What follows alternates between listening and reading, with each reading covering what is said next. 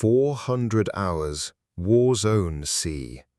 The jungle has been making sounds all night, and now it has stopped. That is the thing nobody told you to listen for, not the sounds, the stopping. You are 19 years old. You are 4 weeks out of Fort Benning and 11 weeks into Tay Ninh province, and the difference between those two places is not measurable in any unit you were taught.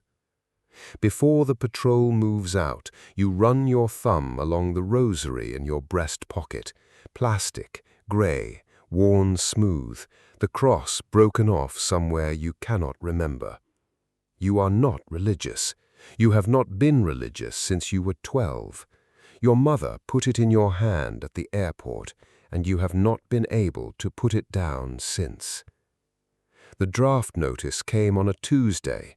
You were working a gas station in Rockford, Illinois. The man at the induction center had very clean hands. He stamped a form without looking up.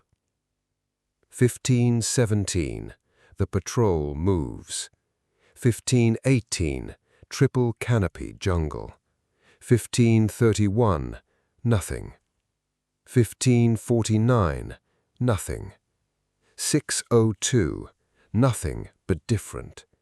The air changes before anything else. No sound, no movement, just a quality of attention in the trees that was not there before. The jungle watching back. Your M16A1 comes up, safety off.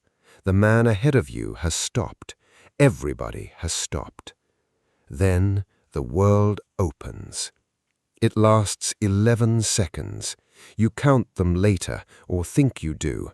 The incoming is AK-47, Avtomat Kalashnikov, a sound completely unlike the range, a sound that belongs to a different category of experience entirely.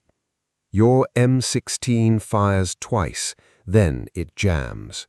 You clear the chamber the way they showed you at Benning, tap, rack, reassess, and the jungle is already quiet again, completely quiet, the way it was at 0400 when you first noticed the silence. The man ahead of you is on the ground. You do not fire again. There is nothing to fire at. 6:13. The jungle resumes its sounds.